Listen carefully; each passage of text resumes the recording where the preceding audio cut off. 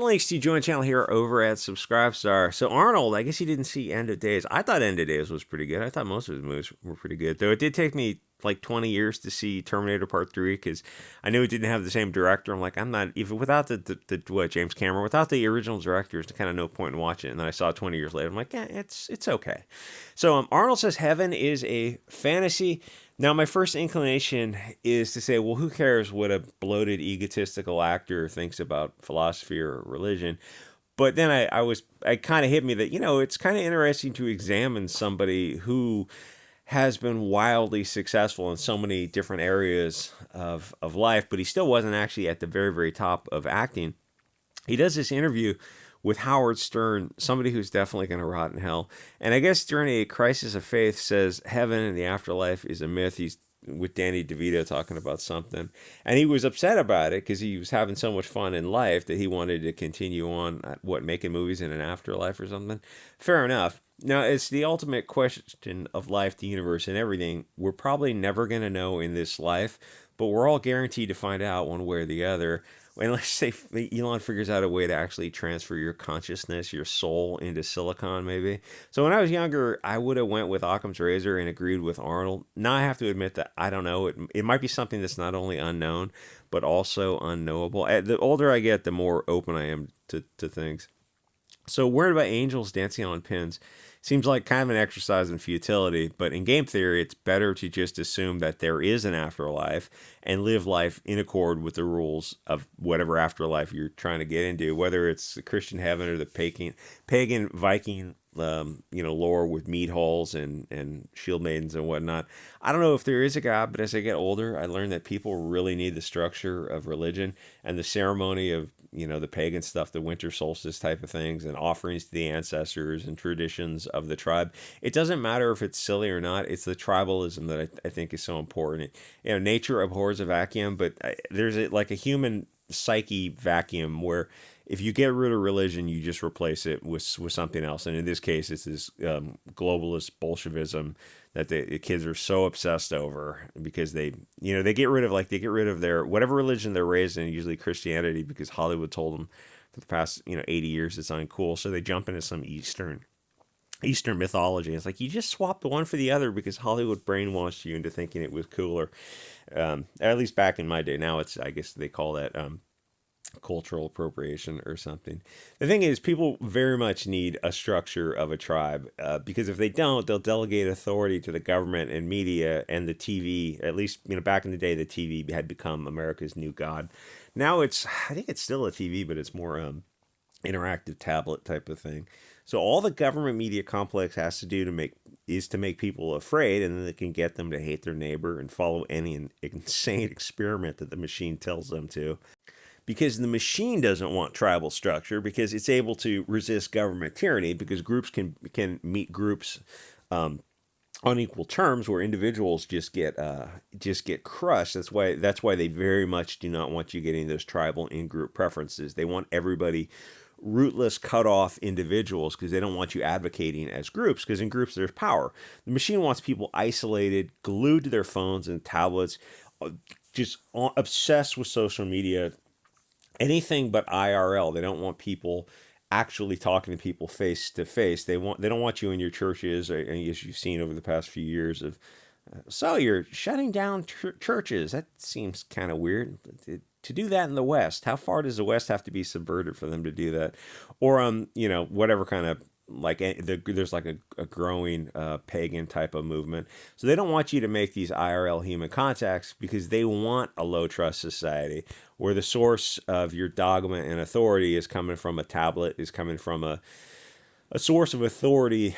It's usually going to be one way or the other, the government media complex. They don't want it coming from reading body language and facial expressions and hearing vocal tones and smelling pheromones, or the shaking hands at church, or holding hands at some pagan ceremony. They definitely do not want that. They want you scared of your neighbors and distrustful.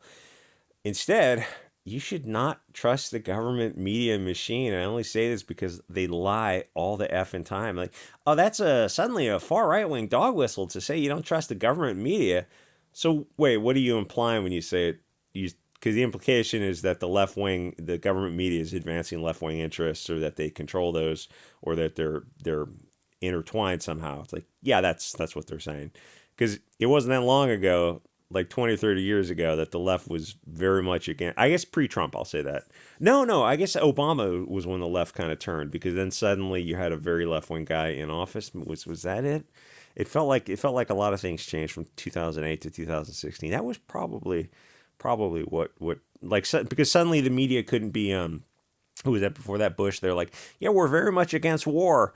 And then suddenly Obama gets in office, like, oh, okay, we're just gonna, it's fine. It's fine. You can drone strike foreign countries. Like, but what happened? Like all those indie bands who were making like anti-war songs under Bush, what happened? Well, we just got busy. We just couldn't write those. We just couldn't write those anti-war songs under. I mean, there was a lot under Bush, and then suddenly Obama. It's like, oh, okay, I guess war's okay sometimes if it's Obama who's doing it. So the media and the left wing, the media and the government all had to kind of get on board each other. I guess it was during that 8-year period. That was a weird time, and like history is probably going to look back at that 8-year period and go, yeah, that was kind of the turnover point. Anyway. The machine itself is only interested in gaining more power, and they can do this by making you afraid and getting you to fight amongst each other, instead of shining a light on those puppet masters who are pulling the strings of the government and media machines. Imagine it's like, everything I know, I learned from Hollywood. Everything I know about the South, I learned from Hollywood. Oh, okay, that's fabulous. So everything I know about these events, I learned from Hollywood. Okay, well, you know what they want you to know. Like, you're saying they lied to me? Yeah, they're saying they've been lying for a long time. Imagine if Hollywood was God-centered or pagan, tribal centered. Obviously, that's not going to happen because they're crap people. Yeah, I won't trigger the algorithm. They actually hate God, and they definitely hate people of the light, people who look like you. You can look back at the changeover in Hollywood, because I think it happened about 1963. There's some guy wrote an article about the switchover from the patriarchal type of shows of Leave It to Beaver stuff to the slow corrosion and subversion of I Dream of Jeannie and Bewitched, where suddenly the male patriarchal pater characters were a little bit silly and laughed at and lampooned. And it's just slowly boiling this frog, and it starts with something just as subversive and slippery as that. It's like, I Dream of Jeannie. It's like witchcraft. It's like, well, no, nobody takes witchcraft seriously. Even in the early 60s, they weren't taking witchcraft too seriously. That wasn't the power of the witch and the woman wasn't the thing, because that's not important. It's the subversion of the pater as the head of the family, the subversion of order and structure. That was the important thing, and that all started about 1963. And then you look at the progression of Hollywood since then. You see how, I mean, to look at what is on TV now and what is publicly accepted, and to try to, like, this levels of filth and degeneracy, and just, I mean, what they're doing now, it's like you try to say, hey, 40, 50, 60 years ago, show people a glimpse at the future, and they wouldn't have believed it. They would have been like, this is some science fiction. Like, even science fiction, it would have been a stretch. Even in science fiction. I read a lot of science fiction from all eras growing up, and it's like even they couldn't have predicted, like, I'll say Sodom and Gomorrah levels of degeneracy. Anyway, so Hollywood's been working on subverting and corrupting for a long time, and people just don't notice how evil it is because it's been going on for over 60 years. But now, within the past, 10, 20 years of social media, we can get behind the scenes and examine these lizards behind the curtains, and we're learning that they have tails and forked tongues, and they fly to islands to, Epstein type of stuff. So we're seeing how evil the people in Hollywood are.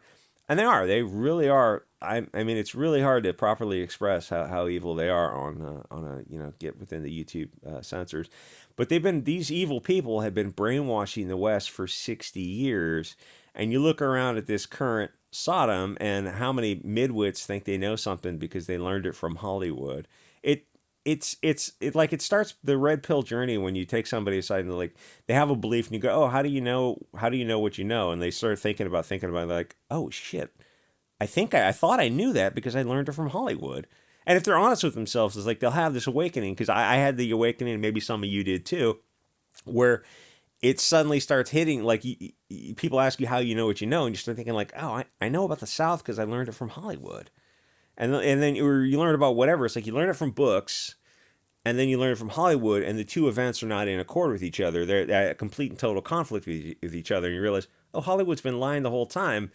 And yeah, children should know this, but it's like the adults have left the building for a lot of America. Anyway, but then you hear like a bloated ego like Arnold who tried to become his own god, I guess, and you kind of sort of get the idea of what would America have been if Hollywood wasn't run by these lizards. The alternate dimension of the West that we will never know. And Arnold's just a good example of someone who, like, he could have gone in a different direction. Instead, the subversion, the corruption of Hollywood kind of got to him, and it feels like he lost his core. It feels like he should have gone in a different direction of being a base Chad. Instead, he became kind of a Hollywood puppet a little bit. But in his interviews, he kind of fights it. He's going back and forth. Like he said the thing about the like screw your freedoms, and take the thing. And then he walked it back, and then he said this thing about God, and then he walked it back. So it's like he seems like someone who's trying to resist, and he's getting older, he's getting ready for the end. Anyway, so the alternate dimension of what the West would have been if Hollywood had gone in a different direction, if it wasn't run by these lizards, would we all been better off if we've at least pretended to believe in a loving higher power? Yes, obviously, of course. The importance of church or the pagan Euro ceremony type of stuff, it's not the underlying religion, if I can be blasphemous a minute.